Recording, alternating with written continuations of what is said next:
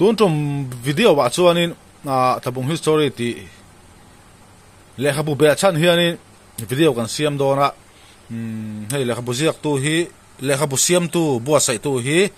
si vanal roya ti ania hei hi kan unaw palizi nga upaber dot tu ania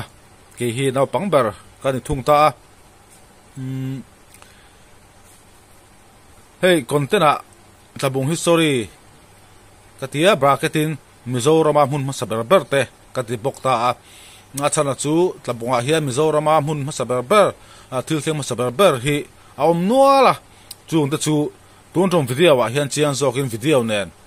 ronti chuak tum dor ani tin hei uan ga ronti na kher chan chu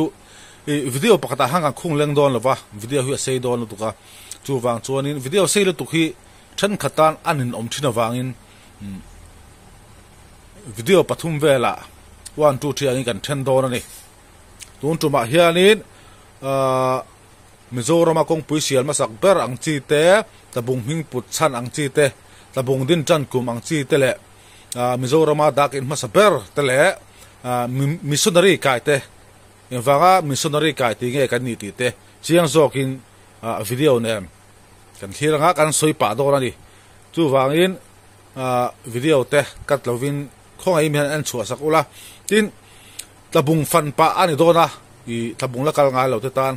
ti hianin kan kala to mun kan panak kong po hi video ingan ko varsel don ani chu wang chuanin tin hemi kan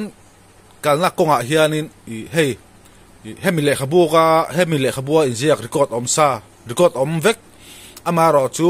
athlak emo khate ang chi mutur om to silo ziaka record lo mang chi te kha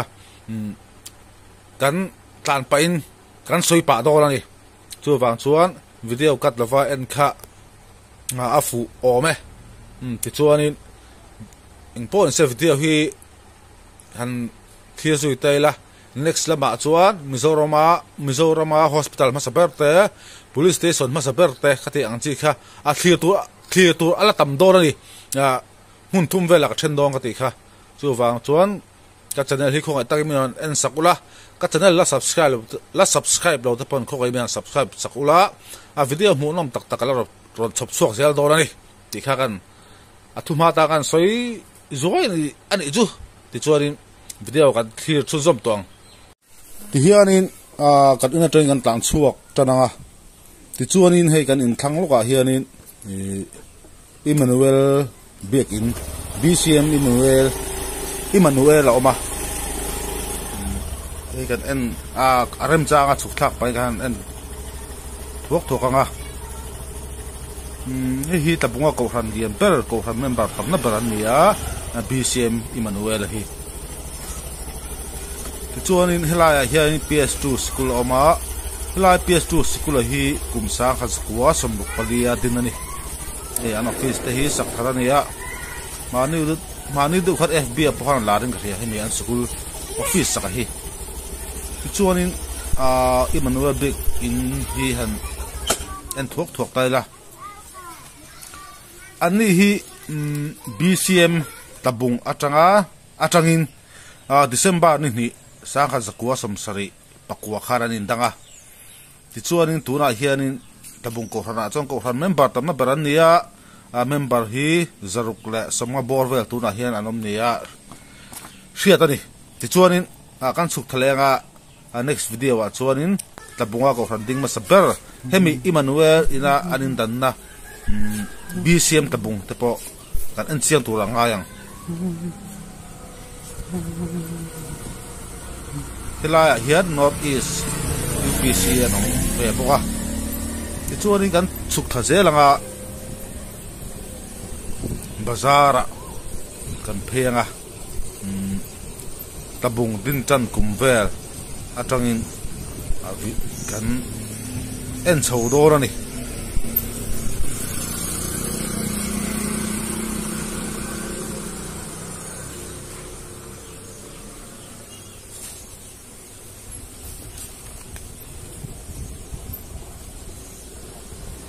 Hier kan tla tha zelanga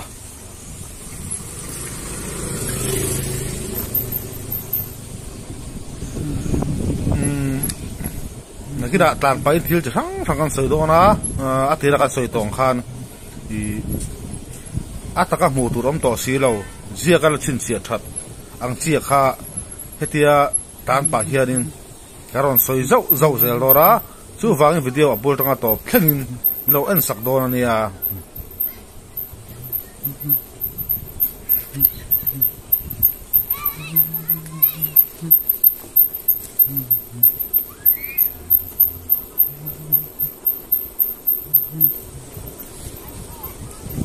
ti chuanin hela hi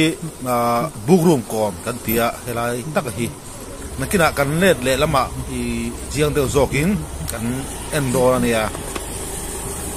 so lai tabung din chan na tangin bulan bul kan tran chawang ti zok tiang tui chim chin chin chiara te tabung din chan kum te kan veranga lungphun tu ta tang chuanin kan let lenga thil chi thang thang kan khiri kan en ho so do ni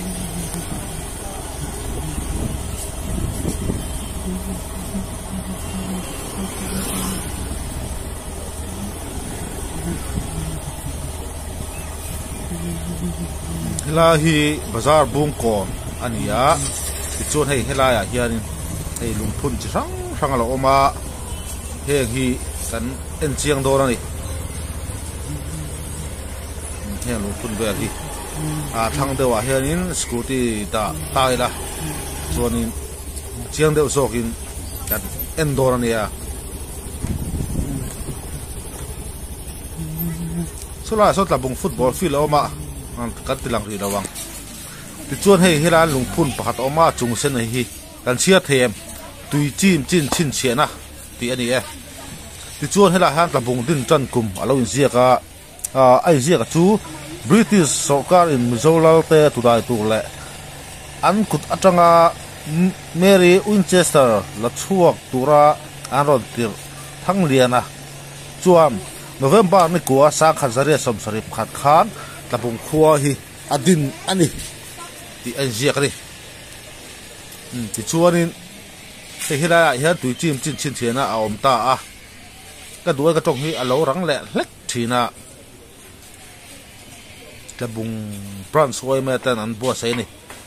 kum sang khat sang ni so pariat a tuilen berlai khani ta kha ai ri na kha alen berla chu khira otorex so din novel te pok hi chim chho vek ti na anita a sang ni so pariat chon helama han rir vela ta a har en chiam taila ni som pakhat thasari kuasari a tuilen ber ina achim chin ani ta ni hi po level khan la taula hi hian solai tom ka te po so asat ve chu achim ti da ngani ta ni hian helai zo zong zong poi tu tling khat vek ti na ni ta ni khan chon hela hian tabung ro bob om ta a ta hian le kha bu chang ran da ti hian adu du dan ho thina he tu la poran ho phai khop pe ti hian an da le mai zelani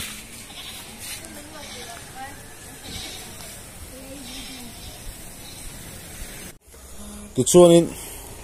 kan tlan thak na lama khan han tan let phele taila sulai a son so kong so oma sulai a sonin Mizoram police station ma saper awma chung ta chu na kina next video wa kalna belgium tura ngai taila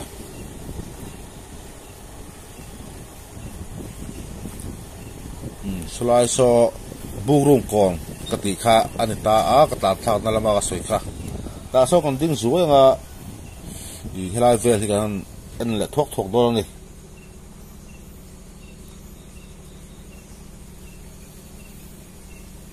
helai hian State Bank of India aloma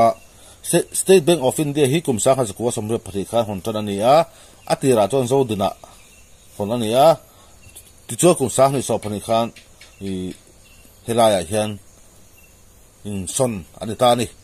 ti chon he helaya hian ATM booth om sabar le om chun om bokani ti chon apia sonin Mizoram Rural Bank om vele ta hei ka ta than la kha ania ti chuanin hei helaya hianin Baptist bookroom om ta ni hemi hming choi hian helai hi bookroom kon kan ti mai zelani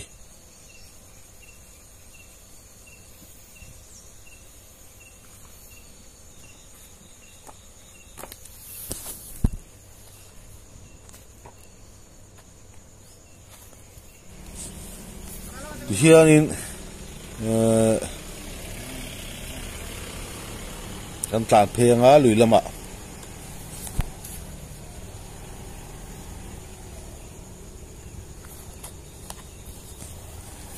tlan phe pha hianin engemaw an soi phe tai la a thawme a bunga thil thleng ma sa I thlak emaw video emaw mutur om to si lo ziaka chin chiang chi te kha soi phe tai la thawme kan tumram kan thlen phe ma in tlabunga motor ron lut ma saber hi pubi ni khuma jeep ania registration number hi ASO3H6 ania driver hi puthan ruba ni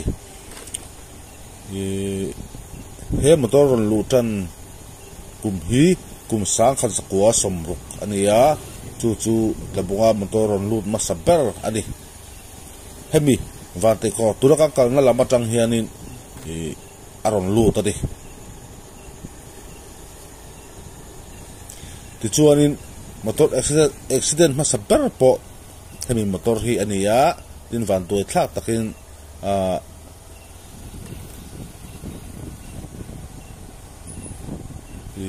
a driver he boral he a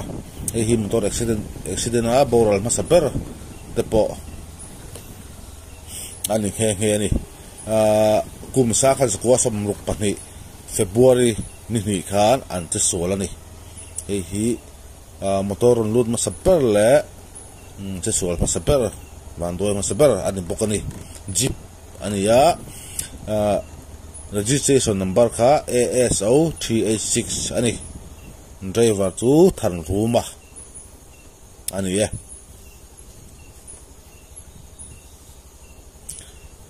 tichuanin tlabunga bus service ma saper hi kumsang kha zakwa somsari panga me tha atang khan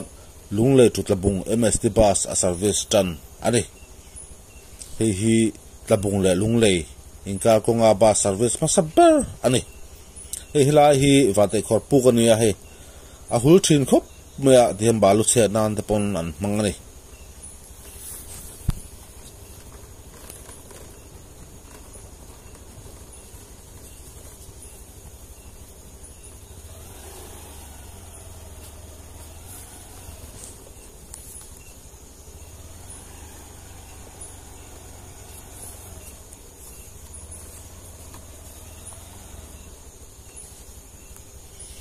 chuanin helai hen kan dinga helai he kan dinga tabung ming put chan kan en dorani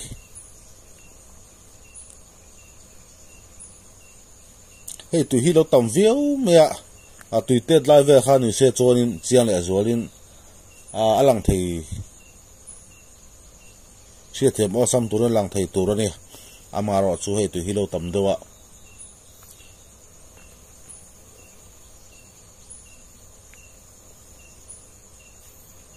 helai hianin lengkir sang zat mai fit som ni vela sang hi oma tin athang hi lithuk lutuk mai ania lengkir noi hi helai kho tha hum zera lengkir fit som ni vela nia helai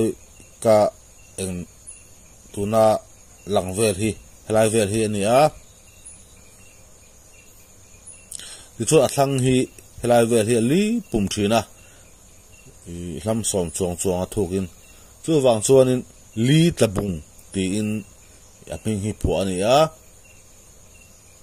ti chuanin an huwa li ti chu pain tlabung ti in aming an lovwa ta ani helaya se dong khan lengki fit som ni vel in kho tlabung vut takha khami kho vut takha khami choi khanin li tlabung ti ania athang kha ali kha pup si li tlabung ti ani thina ti chuan huwa tlabung li kha pain tlabung ti rotin ming aron suak ta ani ti chuanin kan tlan phei le zelanga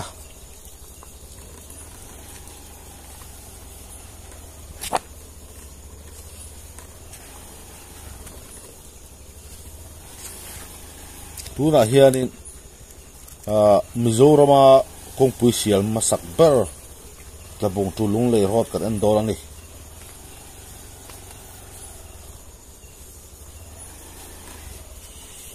tichua ni chida kan soi kha soi chung zum la taila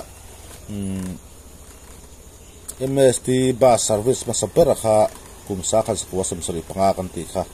chon private bus service masakber hi kumsa khat sakwa samko pathum khala ni a he bus nei tu hi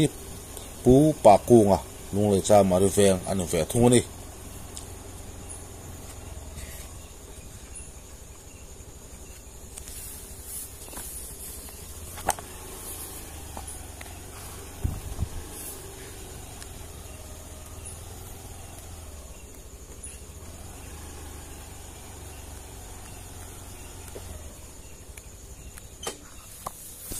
chuanin hela scooty kan danga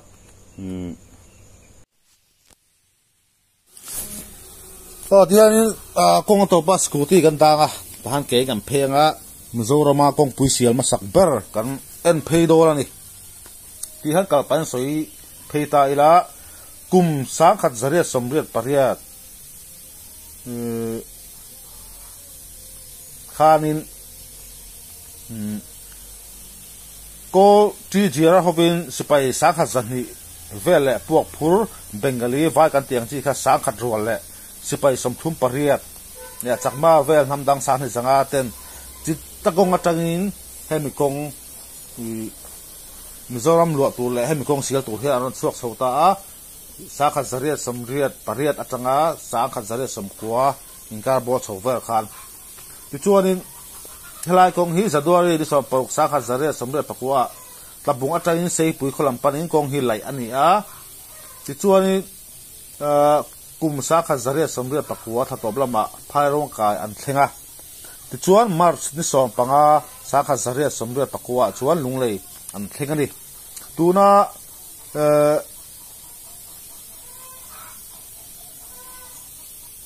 pu lalri de la kolba te in bul falcon atanga cha mariwan pu pi lalong zola te in bul bazar pui pan thana in kar hi he kong an lai hi anita ni hakarot ti thin ani kha lunglei la tabun lunglei tanga tabung atanga angkong lai han chua chona anita ni ti chuan hemi kong phei tuna ka kal phei na zela hi angkong lai Mizorama kong puisial masakber tlabung tu lunglei an le chu ta ni ti chuan ape hianin ti hianin humhal lungphuna oma chu kum sang khat zaria somria pakwa man mo taka hem kong an siala kha kum sang khat zaria somkwa pathuma WBO dama chitakong commissioner ani nuwa an siam that le ania kong ul zola te la chil chang rang an siama ani mi kan pot file lo ka hi nim dewa chumi an siam that le hriat dengnan hemi lungbanga hian a mingan chu ni hemi lungbanga hian chu an lung chuta chu hei en kan tuma tuilian in lo no khat feka balu alo khat feka lang thei talawa chu wang chon le kha bo in ji khi kan ta lakanga lungbanga a in ji dan nei ti hian WBO dam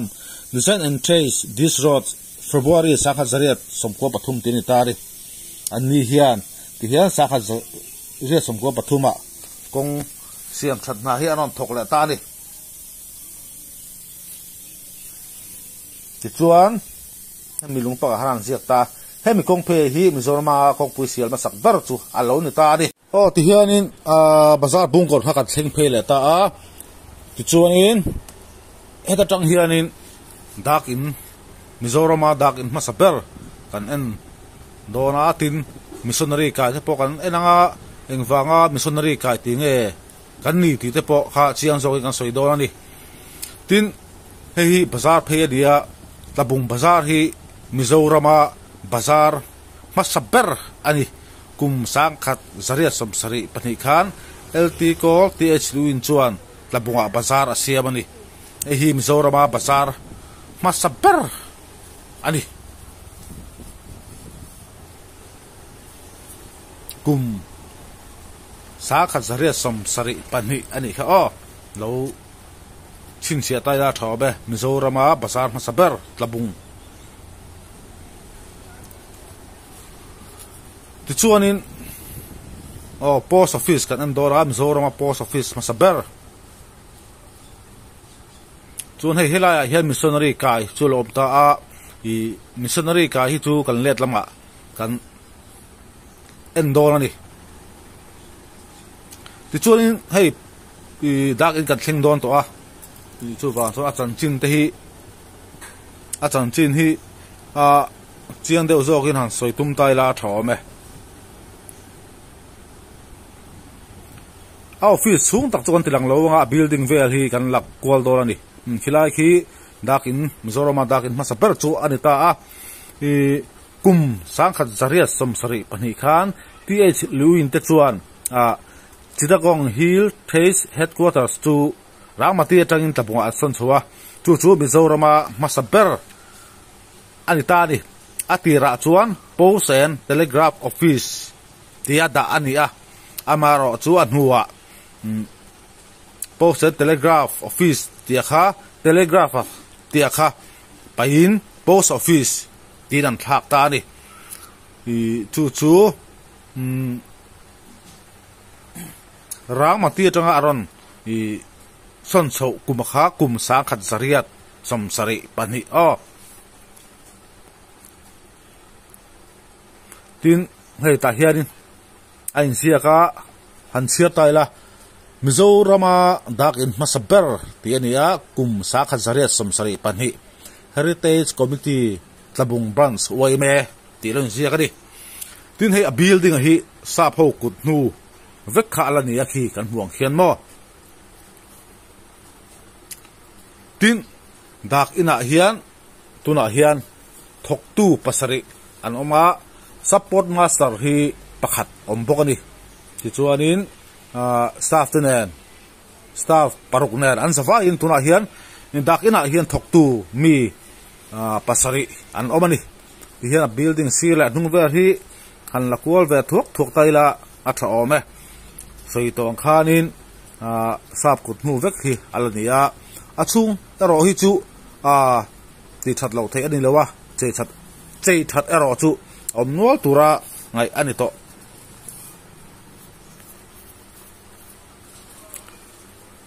ti hianin a building la amun mavel han la kwal thuak ta a kan soi non la rim thum makum I sangkhat zariat som sari pani ani kha o hei heng hong kung te hi rei thokhat ve viau to ani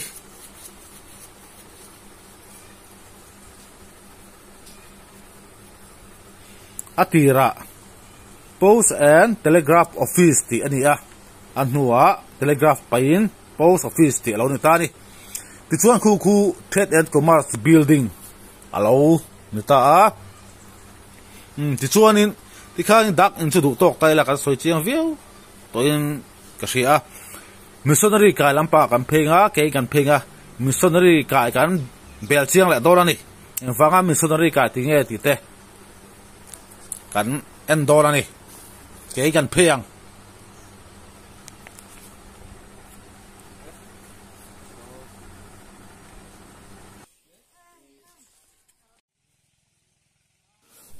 ti hianin Mizorama dakin ma saber atangin kan let phenga ke kan phenga missionary kai kan bel chiang dorani missionary kai aloni na chante kan soi anga chip chiar zokin soi tum tai la thome missionary kai kan phe ma tang hianin soi tai la thome kum sangkhat zariat somko pali January ni som pakhat khan sap missionary pani sap upale pubonga kan ti te khabo Arthington mission tirin Mizorama chanchin tha hril turin le Mizoram leilung an rapa ti chuanin engmo chenan oma kumli vel rongan bol ko hnu in December ni som thum pakhat sangkhat zariat somko pasaria an hot ha leta a ti chuanin kum sang khat zakwa pathuma khan Baptist Missionary Society BMS tirin chimlama chitagong lam atangin aron lutin avoi ni na ta Mizoram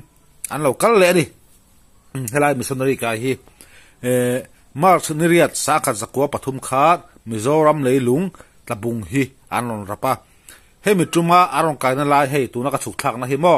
helai hi aron kaya chu missionary kai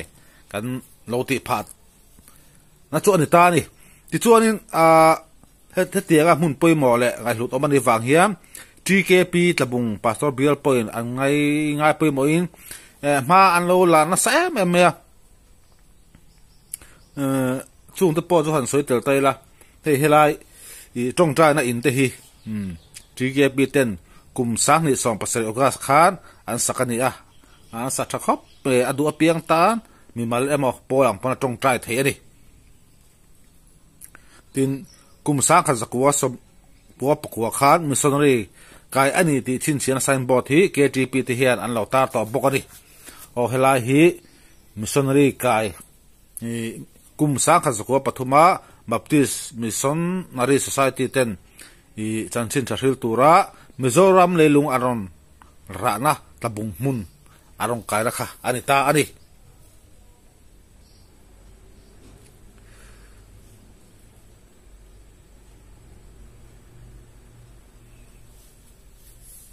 ti chuanin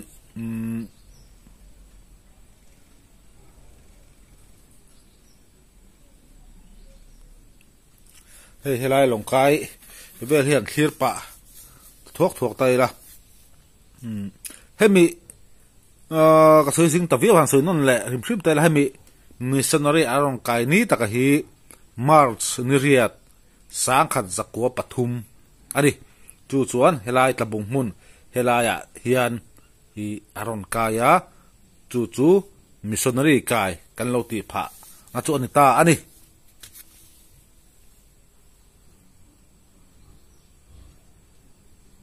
ti chuan hela hian KTP ten KTP ka tila thina ke mai KTP ka di wang hian TKP ten kum sang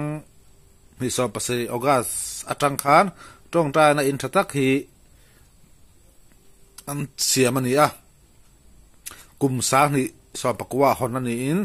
tong ta na in hi mi mal tan po pol tan po adu piang tan atong tai thei ani ti kan missionary ka chu kan lep se viau tan ka hria se chian du kan om chon video ti khan en let thin tai la a thome ti chuan han chuak chho tai la video tu chung video wa kan video top ma turata helai vai mandir hi en ve hrim hrim tiang missionary kai bula om hi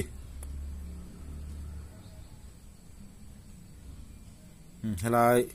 vai mandir hi video top nan video top kharna ni bar chu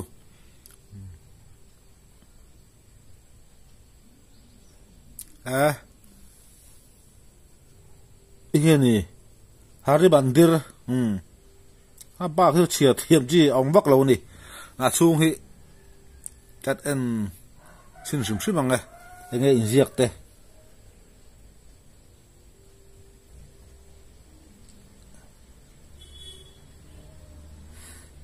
hai video kan du to kan mu phalo ni